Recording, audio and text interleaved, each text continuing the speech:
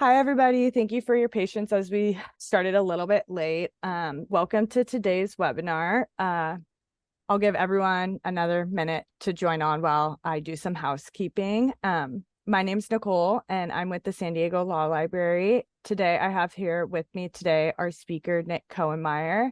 He'll be discussing mold in rental housing for the MCLE class today. First things first, for those of you who are here for CLE credit, this class is for 1 hour of general participatory MCLE credit. We will be issuing a participatory MCLE certificate for those of you who are verified to have attended today. So be looking out for that email later this afternoon. This is also an interactive presentation, so you'll have the opportunity to pose questions for our speaker, but we do ask that you use the Q&A function for that. Under the Q&A function, you may ask questions with your name or anonymously, whichever you feel comfortable with, and we'll try to get through as many questions as possible today. And then lastly, you will be receiving a link to a survey at the end of the presentation. We appreciate any of you who would take the time to take a couple minutes to complete that survey and give us some feedback on today's presentation. And with that, I'll turn things over to our speaker, Nick Cohenmeyer. Thank you, Nicole. Just real quick, is the audio clear and we're good to go? Okay. Good afternoon, ladies and gentlemen. My name is Nick Cohenmeyer, but you didn't come here to learn about me. As you know, or do now, today's presentation is about the growing problem of mold in California. So if you're a tenant or landlord, you might be here because you've dealt with mold or know someone who has. And if you're one of the attorneys in the audience, you're likely here because you own a rental property, represent clients who do, or are an MCLE Group 1 and waited until the last minute to get your MCLEs done. Bottom line up front. So in the military, bottom line up front is a communication technique where the most important information or conclusion is stated at the very beginning of a message or briefing or even an email. So after the bluff, supporting information, context, and details typically follow. And I hope you'll stay for the rest. So you're likely here because you're aware or have heard that mold, defined under California law as microscopic organisms or fungi that can grow in damp conditions in the interior of a building, is the standard definition for mold in California. Mold is becoming a growing nuisance for residential tenants in California and the property owners who are responsible for handling their tenants' mold complaints and cleanup. As mold case law, settlements, and jury verdicts grow in quantity, amount, and publicity, so has interest and confusion surrounding the topic of residential mold. If you don't have the time and or the focus to get through this presentation, here is the overly simplified bottom line up front of some, but not all, of the most important takeaways from today's presentation.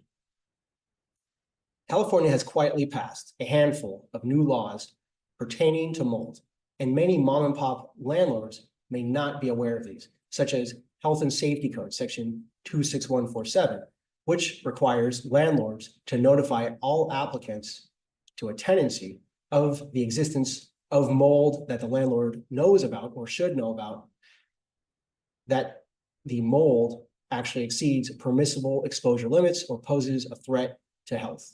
And we'll talk about the PEL's, permissible exposure limits, and how there's so much controversy and confusion over PELs, both at the federal level and at the state level.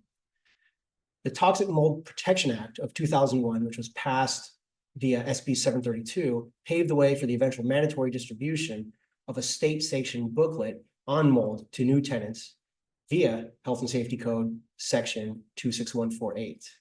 Yes, you heard that correctly. It took 21 years from the passage of SB 732 in 2001 until the CDPH, the California Department of Public Health's booklet, Information on Dampness and Mold for Renters in California, was finalized and mandated to be distributed to all prospective tenants on and after 2021. There's a few other statutes that I don't have time to even get into now for the bluff, because we only have 60 minutes and I have about 60 slides. So I am going to skip over a few of these statutes, but this presentation will touch on misconceptions about mold unscrupulous landlords who don't take serious mold seriously, unscrupulous tenants who might exaggerate the impact of de minimis mold in order to exploit mold protections, and how landlords can protect their interests and investment by preempting and mitigating truly frivolous and exploitative claims. I'll discuss the mutual habitability obligations that state law requires both parties to respect, and what recourse tenants may have to get relief from a landlord who may be wrongfully minimizing the severity of substantial mold and a tenant's proven symptoms. This presentation is limited to 1 hour, and I have to be in court in fewer than 60 minutes after the conclusion of this presentation. No, not as a defendant. So I will try to get through the presentation even more quickly than I already need to. So we might have some time for Q&A at the end. If you have questions, please add them. Nicole will tell me which questions to ask and answer at the end. Let's begin. So first, what I will not be covering today. I believe that everything in life is a triage. You should always be allocating your limited resources of time and energy where it would be most beneficial. And in application of that principle to today's presentation, there are many subtopics within the topic of mold that I will not be spending our precious 60 minutes on, such as an in-depth discussion on the biological nature of mold and mold spores. I'll touch on them, but this presentation is not intended to replace a high school biology class. I'm not going to give you an admonition for landlords not to retaliate against your tenants who make mold claims, whether valid or specious, because all landlords already know or should know that retaliation against a tenant is always foolish, no matter what the context. I'm not going to really talk about how to diagnose mold yourself or how to remediate mold yourself. Both of these last two are better off done by the professionals, but if you want to do it yourself, there are probably far more YouTube videos available than you have the time or interest to watch. So the goal of today and all of my presentations are to provide you with non-obvious, practical, and actionable information to help you avoid having to wait until you're a defendant to learn what the current state of the law is and what your obligations are, especially as a property owner or as counsel to one. All right, why me? Not why me. Why am I being asked to present today? So I'm an attorney who has been practicing real property contracts and employment law since 2011. And since just April of 2023 alone, I've represented 4 clients on 3 separate matters pertaining to mold on both sides of the issue, landlord and defendant. I'm sorry, landlord and tenant. So during one of these matters earlier this year, my client's tenant abandoned the mold claim they were pursuing against my client, the property owner, after her counsel initially demanded $706,928 in mold-related compensatory damages for the mold-related harms allegedly suffered by this tenant. I provided 2,000 plus pro bono hours since 2015 to the San Diego Volunteer Lawyer Program, San Diego Law Library, and San Diego Superior Court. And the reason I do this is that contributing pro bono assistance to our community, and especially to our legal community via MCLE instruction like today, has helped me as a solo practitioner expand my professional network while forcing me to expand my in-depth knowledge on each particular topic. So for the attorneys in the audience today, feel free to reach out to me directly via the San Diego Bar Associations directly. I will not be providing my personal or work email or phone number on this presentation. It will be available through my website if you are a member of the public and you'd like to book a consultation with me. And at the risk of answering questions that nobody's asking, these volunteer hours were purely voluntary and not pursuant to some kind of conditional suspended sentence. So I'm a 17-year Navy veteran. Yesterday was Veterans Day, so if I look fatter than I did in this pic, maybe I should have eaten fewer of the free donuts that Duncan was giving away to veterans yesterday. In the Navy, I was a Chief Petty Officer. I won't go into detail because that's not relevant, but I did commission into the Navy's JAG Corps, where I am a Reserve JAG officer. Anything I say today is purely my fault. So if I make any mistakes or offend any of you, just wait a few slides and you'll see why I'm warning you now. Please do not write my CO unless it's effusive praise, of course. So if you'd like to get in contact with me after today's presentation, you can contact me via the link on my website. That URL is on the screen. I also have a QR code at the end. So before I discuss what rights and remedies are available to tenants who are currently or someday might be suffering from mold, I'm going to give a bit of time to providing property owners that are present today and those who represent them some tools to prevent, preempt, and undermine mold claims that are hypothetical, imminent, or presently being negotiated with your tenants. The reason I'm starting off this presentation by ostensibly downplaying the severity of mold is that the hype over mold is already so high that I believe we are all better off by calling into question some of the unscientific sensationalism in order to approach the issue through a calmer and more balanced perspective. My next few points will question some of the commonly held assumptions about the severity of mold in general. These slides are primarily geared towards property owners who have had or will have to contend with unscrupulous tenants who may attempt to exploit statutory protections through exaggeration of symptoms and even exacerbation of cause so as to exploit the true impact of mold in their unit, potentially for financial profit or another ulterior motive. So for the purposes of today's entire presentation, my use of the term landlord shall be an umbrella term that includes property owners, property management companies, and the authorized agents of each. Furthermore, when I reference lease agreement, I will simultaneously be referring to both rental and lease agreements without any meaningful distinctions between the two. So on 16 March 2017, the article Mold and Human Health, a Reality Check was published in the medical journal Clinical Reviews in Allergy and Immunology. The three authors of this article are all within the Division of Rheumatology, Allergy, and Clinical Immunology at the Davis School of Medicine and hold either a PhD or an MD. Their article credibly and convincingly challenges some of the most common misconceptions about mold. The authors assert that not all molds are toxic, and the term toxic mold can be misleading. So according to doctors Andrea Borchers, PhD, Christopher Chang, MD, and Eric Gershwin, MD, who authored this article, there are likely millions of mold species on Earth, and yet the vast majority of the mold spores live in harmony with humans. For the rare few species of mold that do cause disease, they generally do so by triggering pre-existing allergies, asthma, or hypersensitivity diseases. The authors assert that previous reports of toxic mold syndrome or toxic black mold that are commonly used by the media and plaintiffs' counsel have shown to be no more than media hype and mass hysteria in almost all cases, partly stemming from the misinterpreted concept of the sick building syndrome. While Stachybotrys chartarum, commonly known as black mold, can produce mycotoxins, which are toxic substances produced by a fungus, under certain conditions, the presence of mycotoxins in indoor air from mold exposure is rare. Here's a direct quote from their article.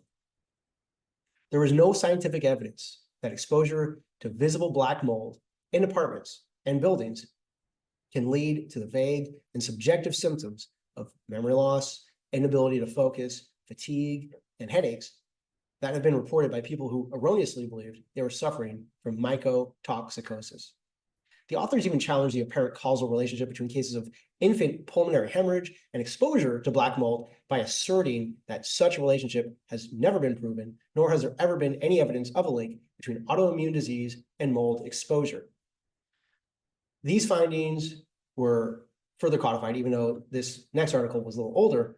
I'm going to skip through some of the things that I wanted to talk about, again, because we're constrained on time, but some of the most important points from these authors that were from the University Hospitals Cleveland Medical Center posit that while mycotoxins released by mold completely are commonly believed to be most toxic, such as Stachybotrys chartarum, you're going to hear about that a lot within the realm of mold and black mold.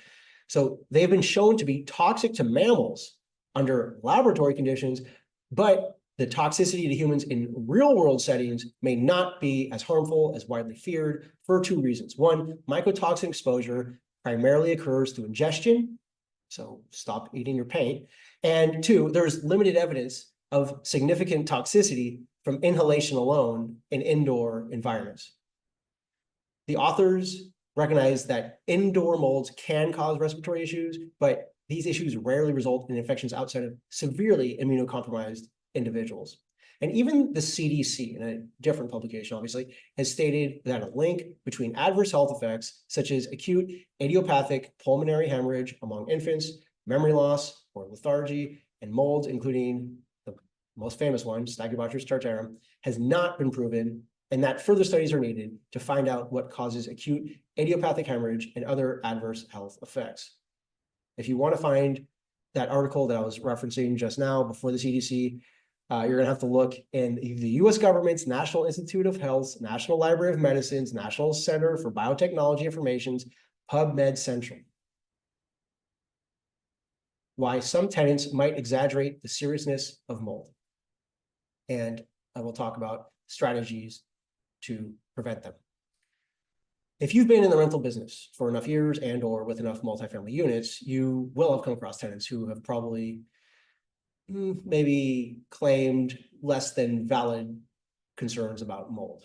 Maybe they tried to overplay their proverbial mold card to cause or exacerbate the mold and or exaggerate their symptoms in order to illegitimately invoke statutory remedies like rent withholding or repair and deduction, which could be a disproportionately severe remedy relative to the relatively insignificant actual harms suffered and or which could have been induced by the tenant's own negligent breach of the covenants of the lease, such as where the tenant was contractually obligated to operate active or passive ventilation measures and negligently did not. So in addition to that client matter that I referenced at the beginning of this presentation, I was involved with another client matter this year where the tenant allowed the mold to develop due to the tenant's negligent cleaning and ventilation of the bathroom. But thanks to a robust lease, we were able to remind him that he was in violation of the covenant he signed and contractually bound himself to, which specifically obligated him to properly clean and ventilate his bathroom while showering. Having robust contractual language at the onset of a lease protected the client and prevented the tenant from potentially profiting from the tenant's ostensible negligence. So an example of an optional mold addenda that codifies and expands upon the statutory tenant obligations that I just spoke about on the prior slide, which are provided under Civil Code section 1941.2, which many landlords are surprised to learn about. And it's often commonly known as the tenant's duty of habitability. No, that's not the landlord's duty of habitability that we're all familiar with from Green. We're talking about the tenant's duty of habitability under Civil Code section 1941.2. So I'll discuss that a little bit more in a minute.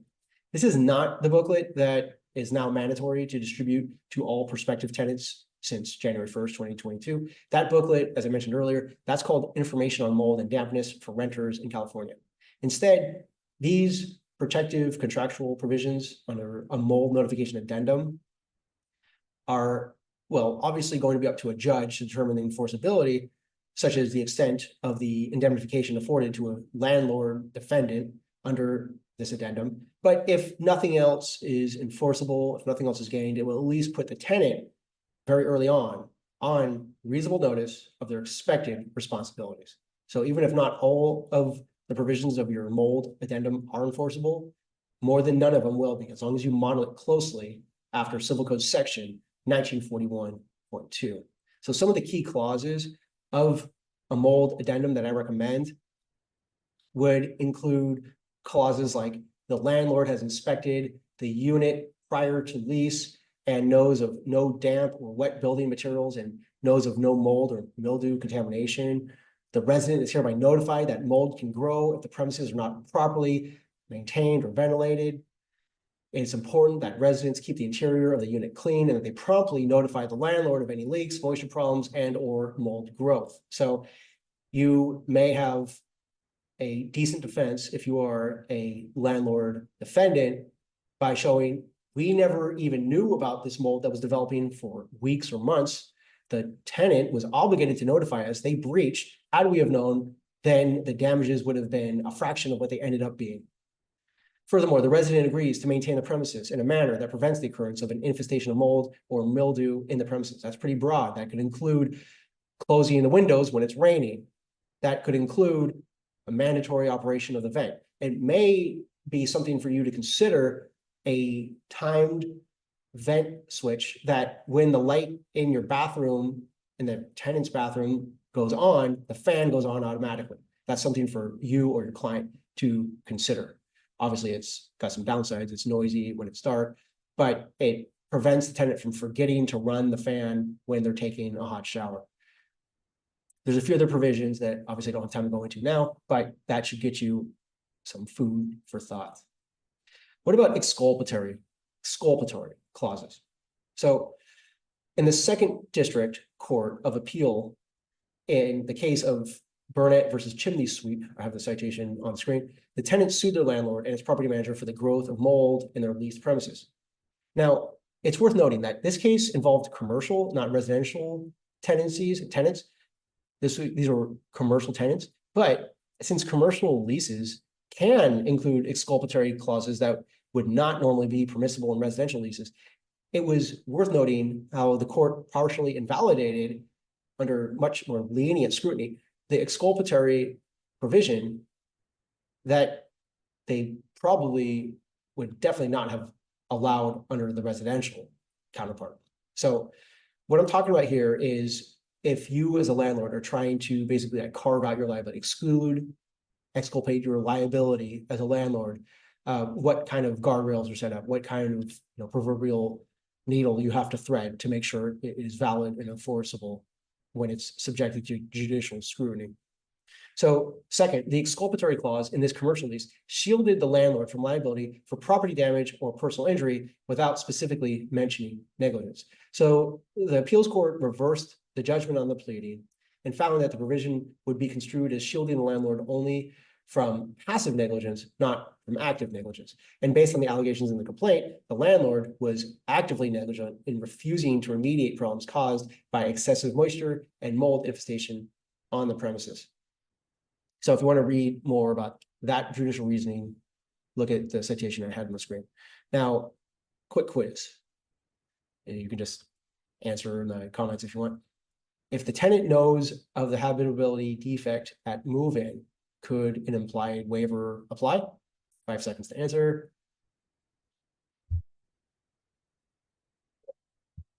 Answer, no. The fact that the tenant had knowledge of the defect at the time he or she occupied the premises would not preclude reliance on breach of the implied warranty of habitability based on the defects of which the tenant had knowledge. And that's from Knight versus Hallstammer.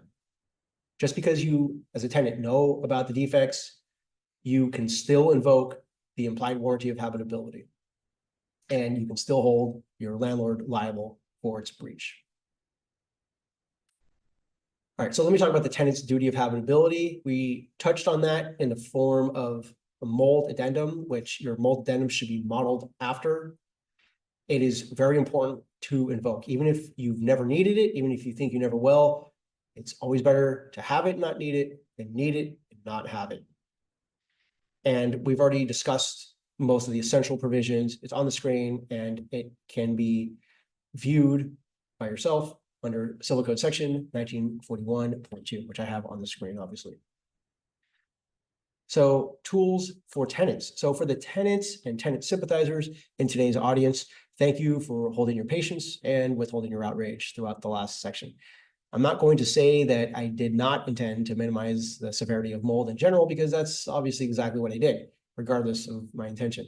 However, what I did not intend to do was trivialize the anguish that you may be suffering by dealing with the symptoms of mold exposure, even if it is just all in your head. Just kidding, I'm kidding. Okay. So while there may not be a consensus as to the types of mold that are harmful, nor the magnitude of their harms, there is a consensus that mold can exist in environments that are conducive to its growth, and that there is no visible indoor mold that has been scientifically proven to actually be beneficial to one's health.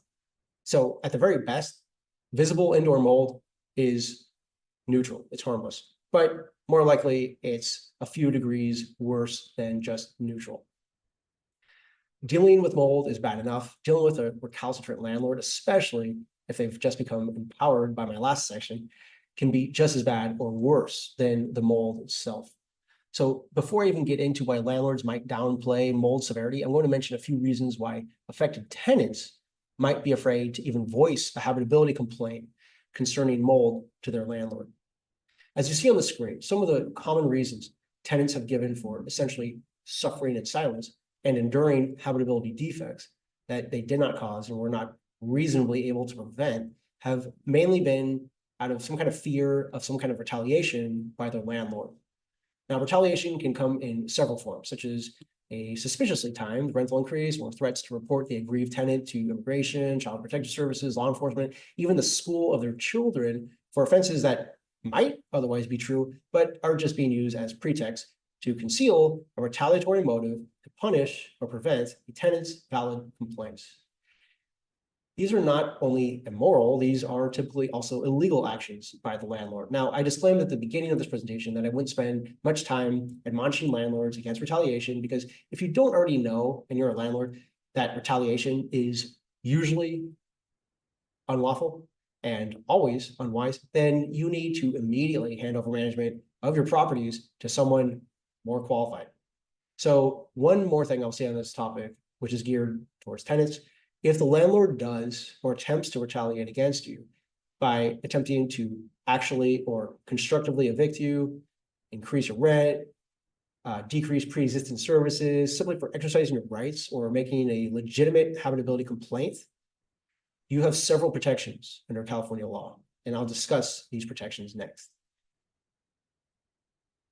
So if a landlord does or attempts to retaliate against a tenant for the tenant's valid exercise of their rights or the making of a legitimate habitability complaint, the tenant will be normally and broadly protected under laws such as Civil Code Section 1942.5 and many of the others that you see on this screen. Under sections 1942.5 and 17031.5 of the California Civil Code, after a tenant makes a valid and good faith exercise of their legal rights or properly expresses a legitimate complaint, a landlord will be prohibited from actually or constructively evicting a tenant, increasing the rent, or decreasing any service within 180 days of the tenant's complaint or other protected activity, with a major caveat: provided the tenant is not in default on the rent. So that is a way for the legislature to preempt what would be an unlawful invocation of these protective statutes that could be exploited by someone who thinks they can just make a frivolous claim and then now they're living rent-free. Under 17031.5, where a landlord does any of the aforementioned prohibited activities within 6 months of the tenant's tenantability complaint or otherwise protected activity, there will be a rebuttable presumption, which the landlord must rebut, that the landlord has acted out of retaliation. And the reason I have this case, 4C's Investment Corp versus International Hotel Tenants, is they go in depth on that concept. So what if your landlord attempts to evict you within 30 calendar days of you summoning law enforcement or emergency assistance? Then under a different section, 1946.8, there is another rebuttable presumption of retaliation. Similarly, if you sought assistance from your city or county's land use department, which is sometimes known as code enforcement. In San Diego, it's BLUE, Building and Land Use Enforcement, which then ordered your landlord to abate substandard conditions that were identified by an enforcement officer. Then under section 1942.3, there will be another rebuttable presumption, again, and always in this case, rebuttable by the landlord, that the landlord has breached the California statutory habitability requirements. Now, when I'm talking about rebuttable presumptions, for those who aren't attorneys, what I'm talking about is you have to rebut the presumption that you have retaliated. It is basically the default. Just like in constitutional law, you're innocent until proven guilty. The government must rebut the presumption that you are innocent. In this case, the landlord must rebut the default presumption under these statutes that the landlord has acted out of retaliation. Now, it could be just an innocent coincidence. It does happen. Doesn't usually happen, but it does happen.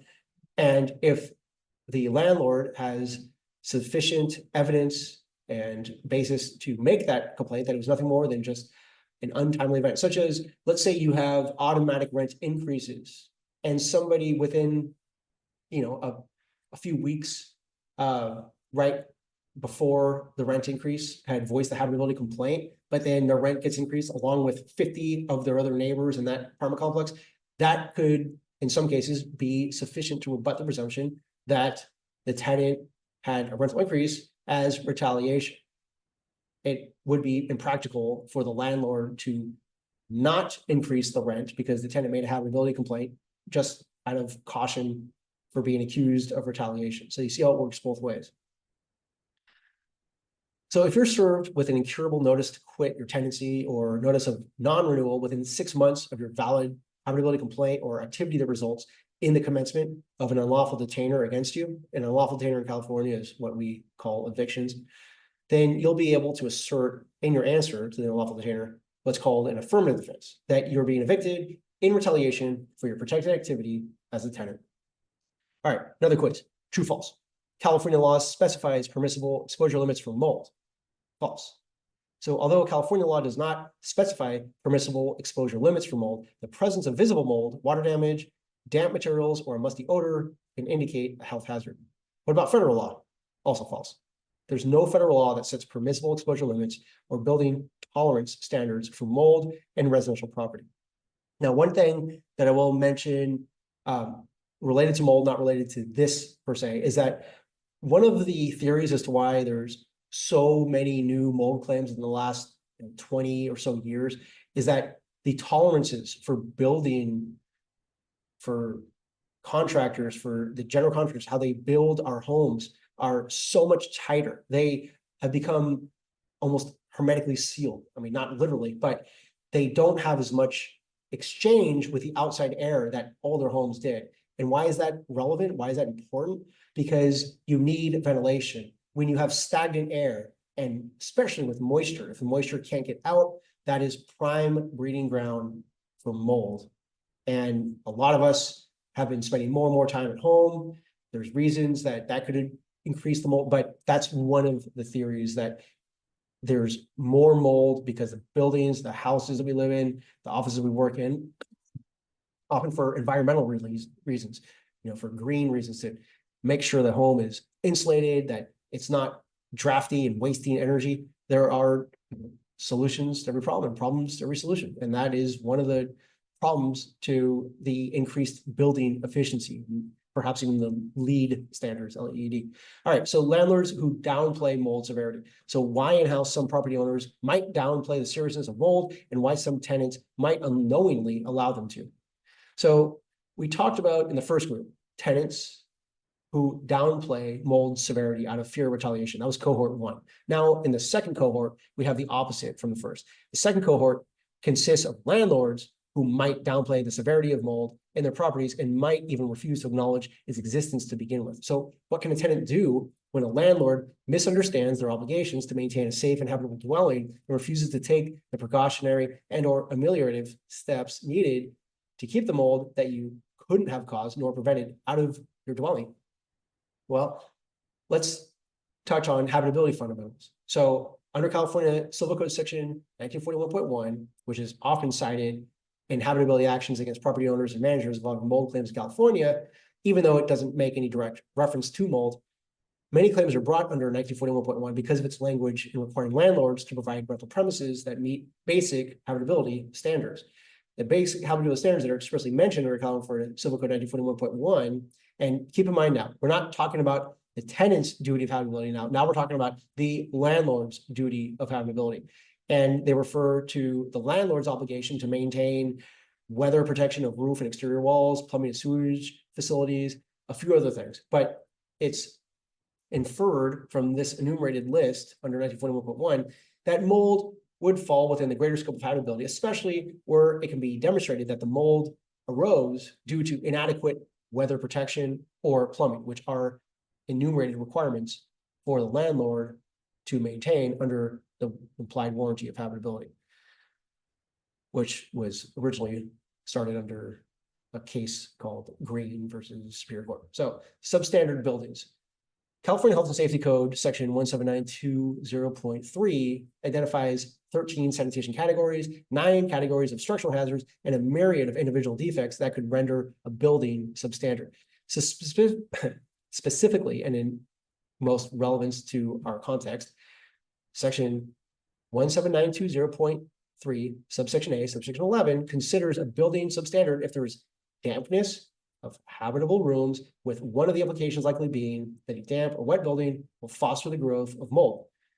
And the essence of section 17920.3 is a distinction between trivial defects, which normally will not meet the threshold of deeming a dwelling to be substandard under this code section, versus buildings or any portion thereof in which there exists a defect in the sanitation, structural, electrical, plumbing, or other infrastructure system which endangers the life, limb, health, property, safety, or welfare of the public or the occupants thereof.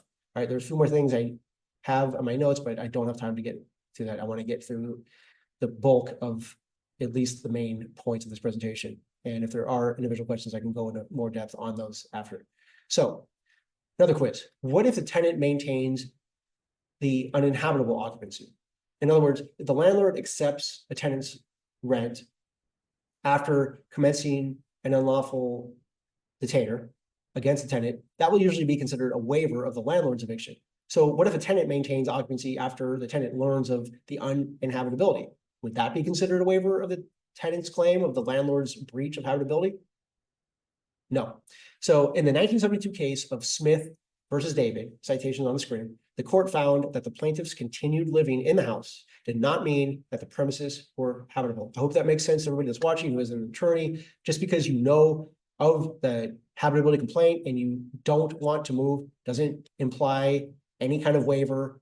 You're not giving up your rights by staying there. There's no statute that's going to run and say, I got you. You've been living in this mold. Now this is yours. So it's understandable why tenants would not want to move, even if something is substandard. They would prefer to just get the dilapidation fixed rather than breach the lease early, which they're entitled to do. So when is mold actionable? So indoor fungal growth and contamination become actionable when they cause property damage, personal injury to the owners or occupants of the affected building, or both. The elements essential to an action based on water intrusion and fungal growth are what you see on the screen. I'm going to stop reading what is on the screen because you can read yourself, and these slides were already disseminated to you, so you have these. And landlords, as well as sellers of older properties, contractors, and others could have liability for their wrongful acts and omissions under warranty, negligence, and nuisance theories. Even developers of mass-produced housing and even producers of the individual component parts could possibly face strict liability. So read CEB. There's, I'll mention a few of the CEB publications that I reviewed for this presentation. I love CEB, but there's a few others that I'll recommend as well. So mold inspections and reports. I'm going to talk about mold inspections and reports in the context of tenants looking for relief from the mold they're experiencing in their rented premises, despite having properly notified the landlord of the problem. So if your landlord is not treating the mold or you seriously, you're probably allowed to hire your own mold sampling and testing contractor at your own expense, provided that they do not cause damage or disturbances to the premises or your surrounding tenants. And what landlords who are watching this should recognize is that, at least on the surface, there is a concerning conflict of interest when a mold remediation company is the one recommending, performing, or contracting the mold inspection and mold report. For example, do you think it's, well, reasonable that a company who stands to profit from the existence of mold is going to be more or less likely to tell you that mold exists, obviously more likely, even when the mold isn't visible, just from invisible airborne samples? And then they obviously have to tell you that this necessitates immediate and thorough abatement. It's obviously not cheap. And you usually have to consider all the ancillary consequences of moving the tenant out, maybe paying for their lodging since they've already paid for that month of rent, or giving them a rental abatement. Maybe you have to pay for their meals. Maybe they've lost all the food in the fridge. So it goes both ways. The tenants need to be sure that the landlords are taking this seriously. And if they're not, then the tenant is entitled to get a mold inspection report done. But just because you have that mold inspection report done, just because it shows thousands or millions of spores, doesn't necessarily get you to the step where you can say, I have this illness because of this mold. That's why I began this presentation with the uncertainty over the current state of residential mold and its true impact on your physical health. Now, I'm going to obviously expedite some of these. I'm not going to go into all the details, but what I have to say is that if you notice that there is mold developing inside areas of your dwelling other than your bathroom, and I'll talk about that in a sec, you should document it with photo or video evidence immediately. Then notify your landlord using one of the approved communication methods that's in your lease or that your landlord has previously used to communicate with you. Verbal notice is possible, but problematic. Written notice in which you maintain a record of what you said, when you said it, and what your landlord said in return is better. And the reason I say other than your bathroom is that moisture that develops in areas that are expected to be properly ventilated are typically going to be the responsibility of the tenant to prevent by using the ventilation methods that your landlord provided to you. Now, if these methods are suddenly not available or not operable, such as the overhead fan or bathroom window, then you not only should, but must notify your landlord immediately. The reason for the urgency is that if you wait until mold develops to let your landlord know that, say, the vent fan is no longer operating, it will be more difficult to offset the blame away from you and onto the landlord for your ostensible negligence in allowing the mold to develop, which will usually be considered a breach of a competently written lease agreement. Even just the failure to immediately notify your landlord of the inoperability of critical ventilation mechanisms in high moisture areas could itself be a breach. So we are trying to preclude plaintiffs from profiting from their own negligent actions. Now, I'm not intentionally taking a cold, compassionless viewpoint against tenants who complain of mold. I'm only focusing my scorn on those who really do know that they don't have a valid mold complaint, because every frivolous complaint, every frivolous legal action that does occur makes other landlords even less likely to take serious mold seriously. Don't cry wolf. So when you receive the mold inspection report, here are some important areas you'll want to examine on the report and possibly seek clarification about it if ambiguous. I'm not going to spend the time going into each of these, but there isn't necessarily a general consensus, but there is some agreement that certain types of mold testing are better than others. If you are just doing swab testing on, let's say, one limited area of one room, that is not going to show the other rooms. Airborne testing can be more telling. And when you get the mold report, like you may see in the background of the slide, it shows room by room. It shows the raw count, the percent red, spores per cubic meter. So if I have time, I'll talk about how to read the mold report. All right, true, false. A change in property ownership severs liability for a habitability breach. False. Whenever there's a new owner, the new owner steps into the shoes of the old owner. So even if the former owner neglected the property, that does not alter the new owner's duty to provide habitable housing. So a tenant's affirmative defense based on the breach of implied warranty exists despite the fact that the breach first occurred before, but continued to the present landlord's acquisition of the premises. And that case that you want to read for more information on that is Knight versus Hallstammer. And this also holds true even if the property has been foreclosed by a bank. So mold spores, why is their qualification and quantification important? Real quick, they are tiny microscopic particles produced by mold fungi for reproduction. They're like the seeds in plants. And when they're released into the air, they can easily spread to other areas and grow. Just like if you water your plant, the conditions are just right, it will grow. It requires moisture and food sources like organic materials. So in the context of residential tenancies, mold spores are commonly discussed because their presence and concentration can help determine whether mold growth in a home is at a level that could be harmful to occupants. And when mold spores are inhaled, many people believe that they can cause health issues, especially in individuals with respiratory conditions, allergies, or weakened immune systems. And it's just a terrible coincidence that I seem to have some kind of cold today. I don't think it's mold at my home. All right, so this is the mold report, inspection report. The way it usually works is you have an inspector come and do the sampling, whether it's swabs or airborne sample tests, then they send it to a lab where those samples are actually analyzed. And you'll see that they use two different zoom methods. So the raw count is the number of spores per sample. The percent red would be at one of two zoom levels. If it's at the 100% zoom level, then you multiply the raw count by 100%, and then you'll get 13. That would mean 13 spores per cubic meter.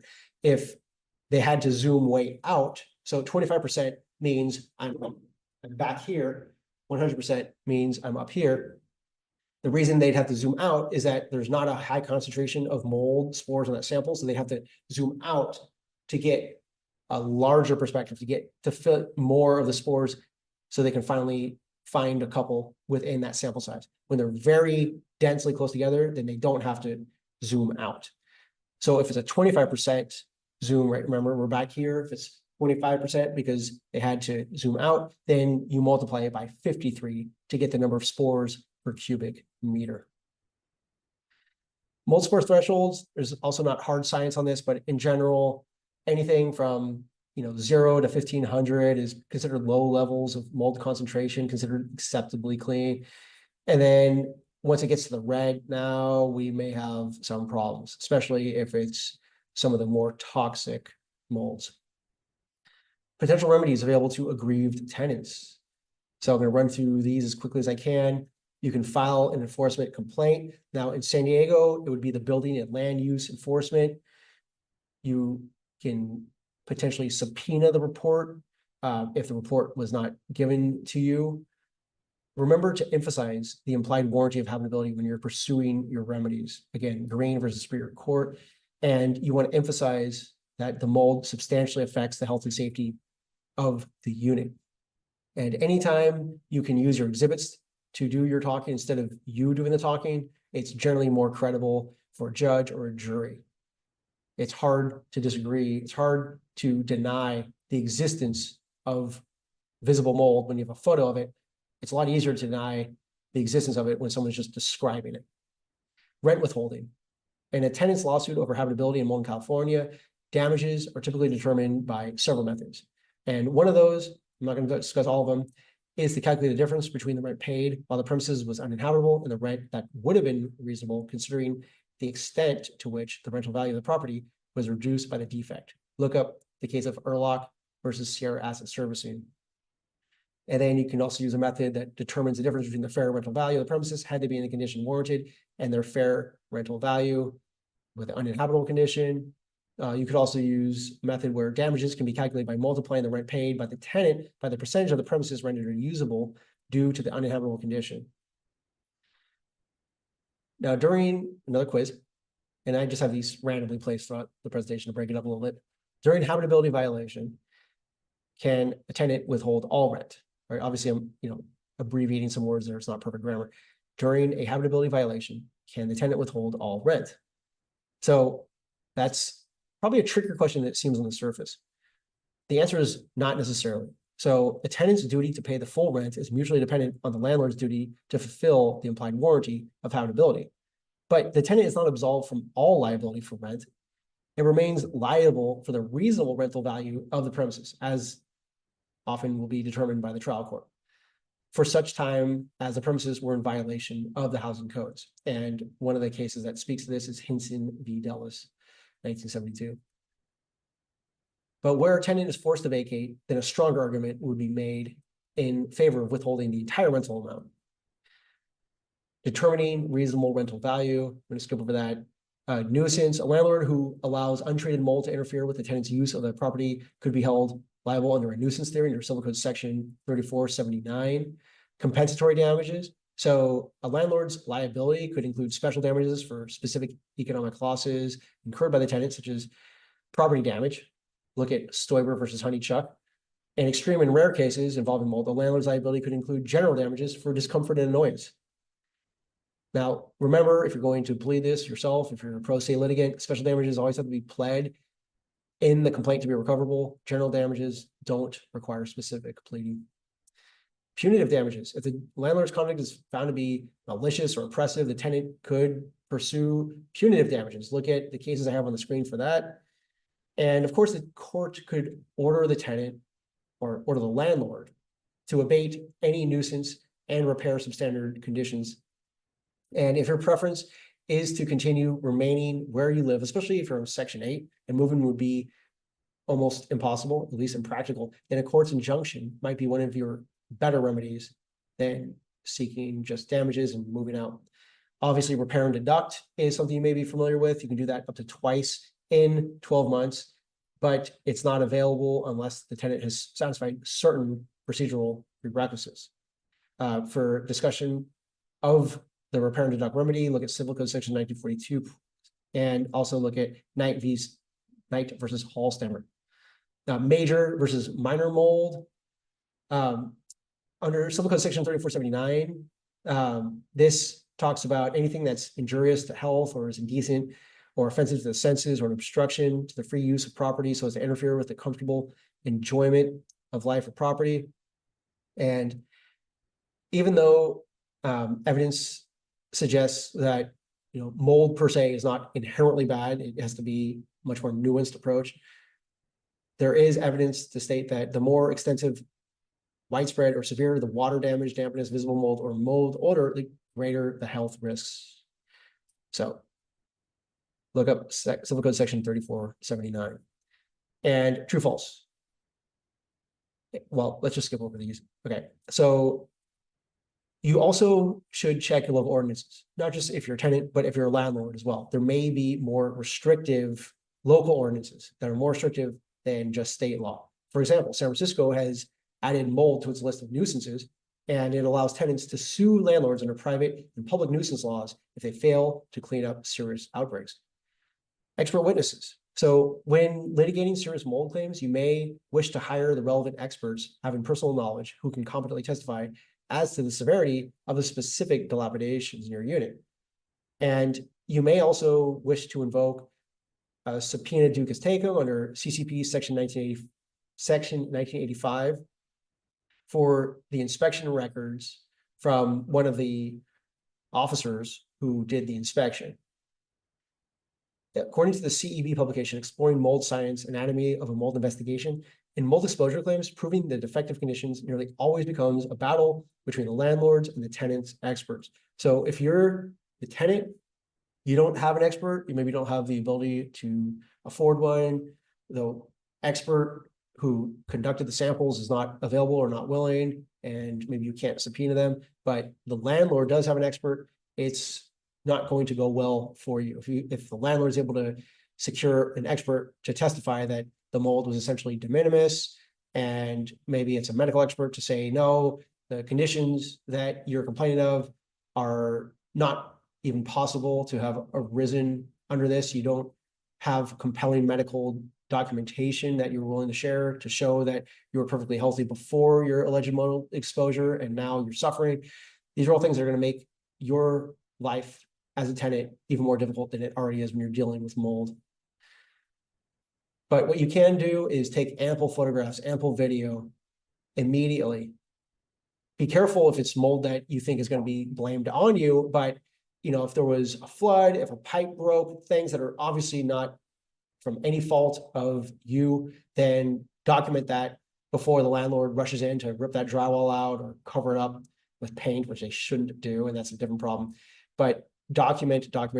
Photos and video are always more compelling than whatever you're going to say, even what your expert is going to testify to. That photos and video always are very valuable complementary evidence. Another quiz. Who would be mainly at fault here? Bathroom ventilation fan wasn't used. Well, if the property does not have adequate ventilation, then that's usually a habitability issue that the landlord would be responsible for. Look at Health and Safety Code 17920.3. But on the other hand, if the tenant didn't use that working fan in the shower and mold appeared as a result, then maybe the tenant would be more likely to be responsible for the mold that foreseeably arose. Here are some of the publications that you should absolutely know about, especially if you're a landlord. This is a mandatory publication. It's been mandatory to provide to tenants at the signing of a new or renewed lease since January 1st, 2022. Here's the Statement on Building Dampness, Mold, and Health, which states that water damage, dampness, visible mold, mold odor is unhealthy. It recommends addressing these issues. So, if you're a tenant trying to show that mold is not good, then you would want to use this publication. If you are landlord or tenant, you may want this one, Mold or Moisture in My Home, What Do I Do? It provides guidance for both landlords and tenants on dealing with mold and moisture in homes. And it talks about some of the potential health risks with mold and how to clean and prevent mold if you're going to do that yourself. And when is mold considered hazardous? We talk about when it's actionable, but when is it considered hazardous? Under California Health and Safety Code, section 17920.3, subsection A, subsection 13, an accumulation of mold is considered hazardous when it poses a danger to occupants' health. So they left that as broad as they possibly could. And that's why it's frequently cited in matters concerning habitability violations related to mold. And California Health and Safety Code, section 17920.3 also identifies conditions that could render a building substandard. Mold in mobile homes, we're not going to talk about that today because we're not talking about mobile homes. Toxic mold is just a generic term for mold perceived to be toxic. But the reason why people use this term in official context is that California passed the Toxic Mold Protection Act in 2001. And I think that's where the state of the art was in 2001.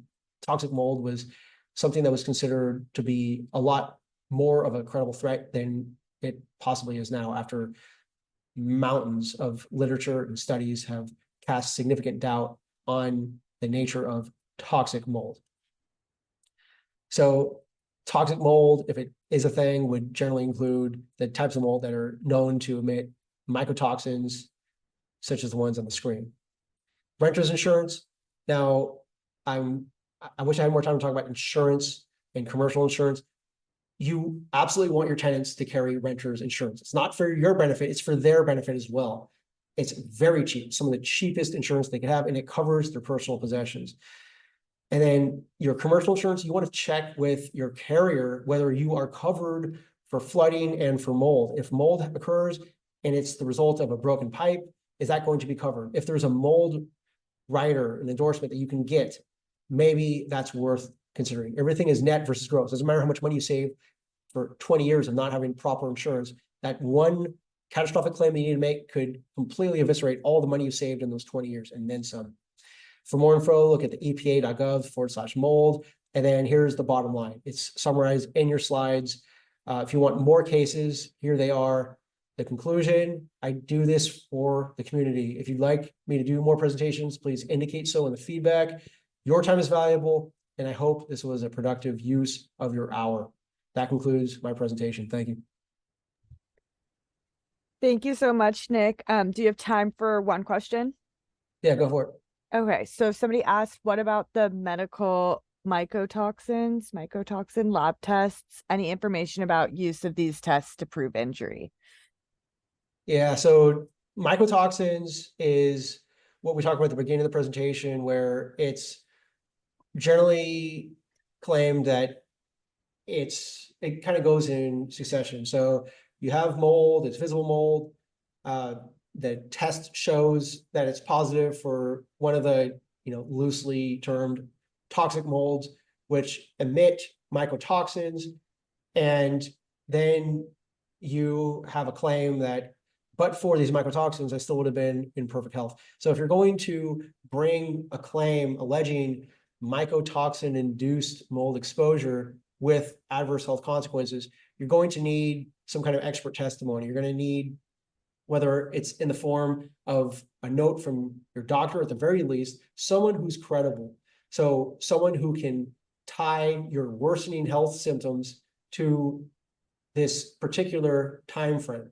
And you're going to have a stronger case if, say, there was an acute event, if there was a pipe burst, if there was a undisputed mold event where the landlord stipulates, yeah, there was mold there, I agree. And then you can demonstrate through multiple different avenues that I have asthma now. I didn't have asthma. I was diagnosed with this immunological disorder, something that comes from someone other than yourself, unless you're an MD or PhD in the field, to bolster your claim.